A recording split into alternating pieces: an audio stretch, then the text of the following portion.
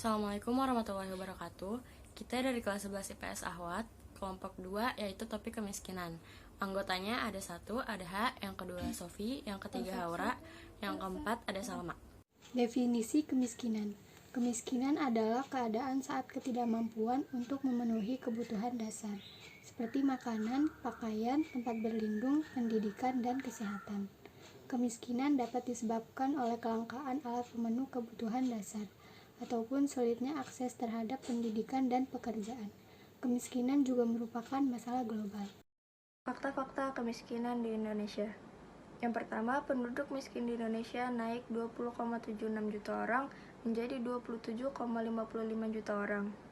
Data BPS mencatat, jumlah penduduk miskin di Indonesia di September 2020 naik menjadi 27,55 orang atau setara 10,19% dari jumlah penduduk.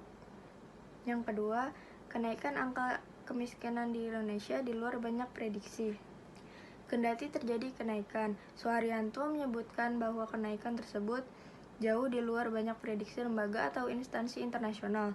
Bank Dunia misalnya, mereka memperkirakan jumlah penduduk Indonesia bakal naik hingga 11,6% bila tidak didukung bansos. Yang ketiga, COVID-19 bikin orang miskin bertambah di perkotaan. Secara rinci, BPS mencatat pada periode Maret 2020 sampai September 2020 bahwa terjadi kenaikan penduduk miskin di perkotaan sebesar 876,5 ribu orang, sementara di perdesaan terjadi kenaikan sebesar 249,1 ribu orang. Kronologi kemiskinan di Indonesia. Seperti yang kita tahu bahwa akibat pandemi COVID-19 ini, angka kemiskinan di Indonesia semakin meningkat karena banyak pekerjaan kehilangan pekerjaannya, membutuhkan kebutuhan kesehatan yang sangat diperlukan, dan lain hal. Dan berikut merupakan contoh kasus kemiskinan di Indonesia.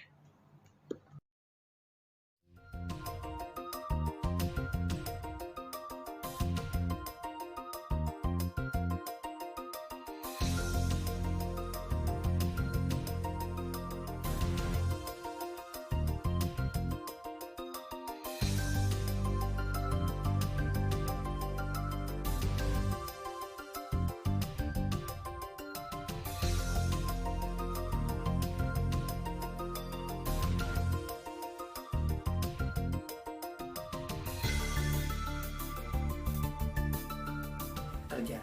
Sebagai apa? Saya pedagang, ikut orang juga di kota tua, dagang jilbab gitu. Karena keadaan corona ini juga pengunjung kurang dan juga peraturan dari pemerintah juga toko nggak boleh buka, ya udah tutup. Kita juga yang ikut mau nggak mau ikut libur. Terus juga kita namanya kosan nggak tahu menahu, namanya perut juga nggak tahu mau corona mau apa, perut harus makan, tempat tinggal harus dibayar. Dan keadaan itu ya kita nggak bisa, udah habis akan yang tidur di jalan, mana mau tidur di jalan, cari makan juga di jalan. Udah 1 bulan Kak. Sama siapa aja? Nih kita memang selalu bertiga. Kalau cari makannya ya itu yang kita bilang, kita memburu sembari kita mencari kerja baru. Ada orang yang bagi makan kejar, ada orang bagi sembako kejar. Jadi kayak tadi pagi aja kita punya agenda masing-masing. Si adik cari makan, si abang cari sembako untuk memang kita sebelum ada kayak gini untuk kita jual, untuk kita menabung untuk bayar kosan, mau kos kembali lagi supaya kita nggak tidur di jalan. Dan saya yang ikut sama abang Norman tadi, memang kita setiap hari jalan mengelilingi Jakarta untuk cari makan.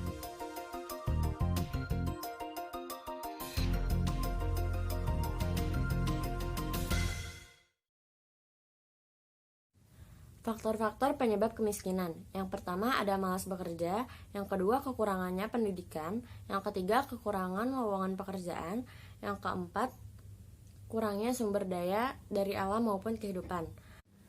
Untuk kronologi tadi, mungkin ada tambahan karena faktor penyebab pandemi yang mengharuskan anak-anak bersekolah dengan menggunakan teknologi modern seperti HP ataupun laptop.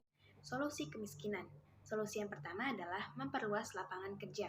Dalam mengatasi masalah kemiskinan yang ada, pemerintah harus menyediakan lapangan kerja lebih banyak lagi di setiap wilayah tertentu, di mana wilayah itu sedang kekurangan lapangan pekerjaan. Dengan kata lain, diharapkan pemerintah mampu memenuhi jumlah pelamar kerja agar sebanding dengan lapangan kerja yang tersedia. Solusi yang kedua adalah memberikan bantuan pendidikan secara gratis. Dalam hal edukasi, pemerintah telah mengadakan program bantuan pendidikan berupa wajib belajar 9 tahun bagi masyarakat yang tidak mampu. Dan pemerintah juga perlu memberikan keringanan biaya iuran bulanan sekolah kepada siswa yang orang tuanya merasa kurang mampu agar dapat melangsungkan sekolahnya. Solusi yang ketiga adalah memberi fasilitas yang memadai dan subsidi gratis.